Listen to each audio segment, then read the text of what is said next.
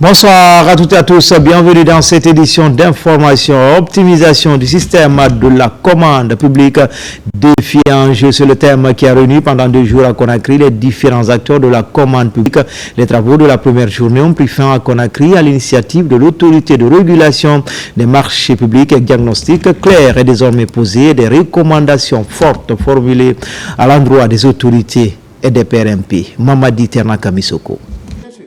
Au regard des débats enrichissants et des propositions pertinentes formulées au cours de ces 2 jours de travaux, les journées des personnes responsables des marchés publics ont comblé les attentes.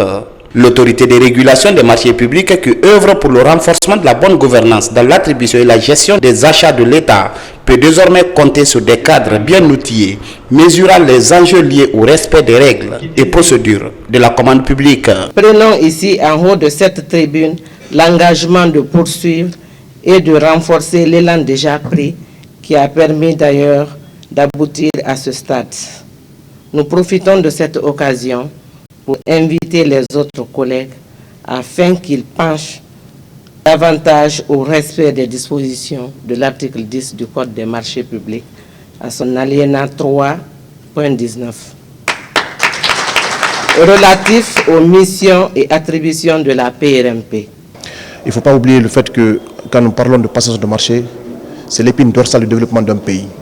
C'est-à-dire que les acteurs impliqués doivent vraiment être des acteurs qui sont, c'est-à-dire qui travaillent dans des conditions optimales pour que le service rendu à la communauté, à la population, puisse être un service de qualité, un service vraiment efficace, un service qui réponde carrément à l'ensemble des normes exigées et souhaitées par les consommateurs. Cet espace, une première créée par les autorités, a déjà posé un diagnostic clair. L'écosystème de la commande publique est condamné à s'améliorer et à performer au moment où le pays est engagé sur le chantier de la refondation. Sans complaisance, il y a eu des recommandations fortes qui ont été faites. Si ces recommandations connaissent un début de mise en œuvre, il y aura une rupture de façon totale avec les pratiques qui ont compromis l'efficacité de la commande publique dans notre pays. La RMP que nous sommes aujourd'hui, on a mis au cœur de nos préoccupations le renforcement des capacités. Ce qui fait que nous sommes là aujourd'hui pour parler d'abord du diagnostic des PRMP. Je suis très fier du diagnostic qui a été fait. Je vous encourage davantage et je pense que ça ne va s'arrêter à ça. Le thème de cette rencontre a porté sur l'optimisation du système de la commande publique, défis et enjeux. Installation du bureau régional de la Chambre d'agriculture de Farana, la défense des acteurs du monde rural dans cette région et le développement des activités agricoles sont entre autres défis à relever pour cette fêtière. Désormais, la Chambre nationale peut s'appuyer sur cette consulaire pour élaborer les stratégies de développement du secteur dans le Sankara. Ibrahima Oulem Foufana, Silati Kourouma. La Chambre nationale d'agriculture, un pont qui lie le monde rural au ministère de l'Agriculture et de l'Élevage. Son rôle d'interface est un véritable catalyseur pour assurer l'autosuffisance alimentaire. À Farana, pour faciliter cette mission de promotion rurale, les présidents des antennes préfectorales de la Chambre d'agriculture sont élus et installés officiellement dans leurs nouvelles fonctions. La Chambre nationale d'agriculture de Guinée, après l'élection de la base au sommet, l'installation des bureaux régionaux, le bureau national, il était vraiment un devoir et un défi pour nous, pour son fonctionnement normal, de venir installer les différents bureaux et chambres préfectorales. Je vous demande de vous impliquer scrupuleusement dans toutes les démarches. L'endroit à moderniser l'agriculture est en vue d'un bon résultat dans notre région. Cet exercice est très décisif à la Chambre régionale d'agriculture de Farana. Ici, les acteurs sont déterminés pour revaloriser les produits locaux. Un combat qui va en droite ligne de la volonté du chef de l'État à assurer l'autosuffisance alimentaire dans le pays. Je vous remercie de votre engagement et de votre détermination à faire avancer notre région agricole. Ensemble, faisons de cette session un véritable catalyseur de changement et d'espoir pour le monde rural que nous chérissons tant. Nous sommes engagés pour le succès de cette chambre. Nous sommes engagés en tant que préfecture historique qui a vu naître le premier président de la République qui était venu justement pour enrichir cette agriculture et que le président général Mamadi Doumbouya est en train de réitérer, d'implanter tout ce qu'il faut pour que l'agriculture marche en Guinée. Ce rendez-vous qui a mobilisé l'ensemble des acteurs du monde agro-pastoral de Farana a été un cadre privilégié de rappeler les règlements intérieurs de la Chambre nationale d'agriculture. L'objectif est de mieux orienter les membres consulaires de la Chambre régionale et nationale pour l'atteinte des objectifs. Toujours en province, l'Office de protection du genre et des mœurs plus proche des populations dans la lutte contre les violences basées sur le genre. Des unités spécialisées seront bientôt installées dans les zones où le phénomène est récurrent. Le directeur général adjoint de l'OPROGEM est actuellement en tournée dans les sites retenus pour l'implantation de ces unités. L'étape de Kindia, c'est avec Yaya Sila Fanalabaya Kamara. La lutte contre les violences basées sur le genre est un combat quotidien. La police des mœurs se mobilise à travers l'OPROGEM, l'Office de protection du genre, de l'enfance et de mœurs. La préfecture de Télémélé, dans la région de Kindia, est la première à bénéficier d'une brigade de l'OPROGEM. C'est la sous-préfecture de Kawesi qui abritera le siège de la brigade. Cela à cause de sa proximité de la zone minière. La deuxième étape de la sensibilisation et d'installation des brigades de l'OPROGEM a lieu à Débélé, dans la sous-préfecture de Mambia. C'est la deuxième étape d'une mission initiée par son Excellence, le chef de l'État, le chef suprême des armées, le président de la République, le général Mamadi Doumbouya, qui a instruit à son ministre de la Sécurité et de la Protection civile d'approcher les services de sécurité aux populations. C'est ainsi que les sites miniers ont été retenus pour abriter les brigades de l'OPROGEM. J'ai fini déjà l'étape de Boké. L'étape de Kindia aussi, c'est aujourd'hui la fin pour la région de Kindia. J'ai fini Kawesi dans Télémélé. Je suis à Débélé aujourd'hui. C'est une initiative présidentielle pour que les victimes des violences basées sur le genre ne soient pas abandonnées d'elles-mêmes. Nous avons souvent constaté les zones où abritent ces installations minières sont souvent, ces citoyens sont souvent victimes des violences, surtout basées sur le genre. Donc nous les invitons à collaborer avec cette unité qui vient d'être lancée.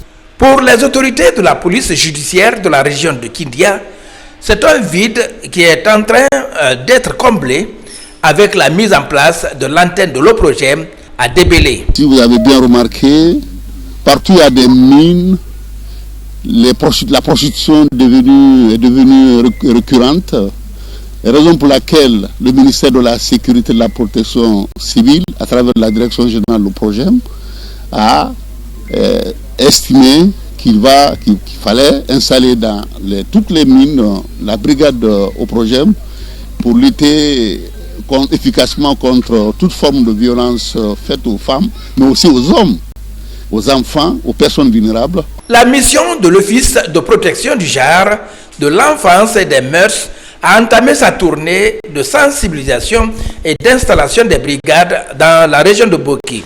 Elle se poursuivra dans les autres régions du pays après Kindia les jours à venir. Lutte contre la malnutrition, l'association des journalistes guinéens mène aussi la croisade. Cette nouvelle organisation de la société civile lance ses premières activités dans les prochains jours. Des campagnes de sensibilisation seront organisées pour interpeller les consciences. Marwan Kamara. La malnutrition est un réel problème de santé publique. À l'origine, l'alimentation et l'information. Pour être efficace, la réduction du phénomène nécessite une approche multisectorielle et des interventions ciblées. L'Association des journalistes guinéens pour la nutrition compte jouer sa partition. Déjà à Conakry, la corporation lance officiellement ses activités. En tant que journaliste, nous avons un rôle à jouer dans la lutte contre ces fléaux. Notre mission ne se limite pas à rapporter des faits. Nous sommes aussi des éducateurs, des lanceurs d'alerte et porteurs de changement social. L'une de nos premières responsabilités est d'informer le public sur l'existence évidente de la malnutrition dans notre pays. Car nombreux enfants souffrent de la malnutrition aiguë en Guinée. Nos encouragements et nos félicitations. Parce que commencer une ONG, ce n'est pas facile. Mais vous êtes engagé avec un mot clé qui est la nutrition. Et ce n'est pas votre domaine. Regroupant des professionnels de médias, cette organisation ambitionne de faire de la lutte contre la malnutrition son objectif principal en Guinée. La démarche est soutenue par la Direction nationale de la santé familiale et les partenaires. La nutrition reste une priorité pour nous au ministère de la Santé et de l'Hygiène publique et pour tout le gouvernement de la Guinée. La nutrition est un facteur qui va influencer la vie d'un individu de sa naissance jusqu'au dernier jour. Lorsqu'on parle de la nutrition, on parle de l'agriculture, de l'élevage, on parle de la pêche. C'est un problème de tous les secteurs. Ce n'est pas seulement santé. La santé d'ailleurs est en aval. La mise en place de cette association de journalistes souhaite renforcer la communication dans les communautés afin de réduire les risques liés à la malnutrition. C'est parti pour la 4e édition du projet Kaloum d'immédiat. Thème retenu pour cette édition, Jeune fille bat-toi. Le concept est porté par la Jeune Chambre internationale Conakry Elite. L'idée est de créer une saine émulation entre les différents élèves des concessions scolaires de la commune de Kaloum. Le point avec Ibrahim Keita, Mariam Kamaro. Les candidats et candidates proviennent des différentes concessions scolaires de la commune de Kaloum. Ils vont compétir en poésie, en théâtre et autres arts oratoires, mais pas que. Des formations et panels seront aussi initiés pour rehausser le niveau des ambassadeurs et ambassadrices de cette édition. Le programme Kaloum d'immédiat est un projet qui vise à renforcer les connaissances et les compétences des élèves en art oratoire, en prise de parole en public, en rédaction, en lecture, mais aussi d'apprendre aussi les gestes qui sauvent, les gestes de premier secours. À travers cet exercice, la Jeune Chambre internationale Conakry Elite compte créer une émulation entre les différents établissements scolaires de Kaloum. Les autorités éducatives et partenaires de ce projet saluent l'initiative qui se veut également une activité éducative à quelques semaines du début des examens nationaux. Nous encourageons l'œuvre de la Jeune Chambre internationale qui, depuis des années, évolue sur le terrain des intellectuels pour apporter la contribution à la formation de nos enfants, pour les motiver, les éduquer, les former et les émanciper. Pouvoir mettre un accent particulier sur la formation de la jeune fille, aux actes citoyennes comme je l'ai dit, et aussi au fait de les pousser à leur émancipation, à leur pousser à croire en elles, à croire au fait qu'elles sont brillantes, qu'elles sont talentueuses et qu'avec un peu d'accompagnement, un peu d'encadrement, la jeune fille guinéenne peut faire de grandes choses comme le fait déjà d'autres filles et grâce aux autres mandats. Pendant cette période, des séries de formations seront également organisées à l'intention des jeunes filles, tout comme des panels et autres activités d'émulation. Enfin, sport, les 13 et 14 mai prochains, Conakry vibrera au rythme de tout premier salon professionnel du sport, initiative de la Fondation Ablaye Baye, placée sous l'égide du ministère de la Jeunesse et des Sports. En prélude à cet événement, les organisateurs étaient face à la presse pour dévoiler les grandes lignes du salon professionnel du sport à Conakry. Adam Amara pour plus de détails. C'est un point de presse qui s'inscrit dans le cadre du premier salon du sport en Guinée. Organisé par la Fondation Abdoul Mbaye, ce salon du sport va s'accentuer sur des panels, des conférences, mais aussi des expositions sur le passé glorieux du sport guinéen. Le thème de cette année est le sport moteur du développement et de réinsertion des jeunes. Nous avons décidé de faire le tout premier salon professionnel sur les métiers du sport. Voilà, pour nous c'est historique que aussi la Guinée puisse abriter ce genre d'événement. Et professionnels dans le domaine qui vont quitter la France, la Belgique, l'Espagne, en Afrique. Donc il y a beaucoup de gens qui vont venir et cette année pour échanger. Appuyé par le département de la jeunesse et des sports, ce premier salon professionnel du sport est venu à point nommé. Le département en charge des sports est résolument engagé pour faire de Conakry la capitale africaine du sport. Nous, d'un côté, pour la mobilisation de nos différentes structures sportives, donc les fédérations sportives, ça c'est un travail que nous avons fait et que nous continuons à le faire, mais aussi sur le plan financier, on ne peut pas organiser un tel événement sans bénéficier de l'appui de l'État. Ça, aujourd'hui, on remercie beaucoup les différents partenaires, donc les sponsors, mais l'État aussi a une part importante qu'elle est en train de mettre pour que cet événement puisse avoir lieu. Pour cette première édition du Salon professionnel du sport en Guinée, Kigali, capitale rwandaise, est la ville invitée d'honneur. Pendant 48 heures, les associations sportives, acteurs du sport, vont échanger autour du sport en Guinée. C'était tout pour les infos. Tout le plaisir a été pour moi de vous servir. L'actualité se poursuit sur le www.rtgguinée.info. Je vous retrouve dans la grande édition de 20h30 pour d'autres actualités sur la Guinée, notre paradis terre de richesse et d'innovation. À tout à l'heure, Inch'Allah.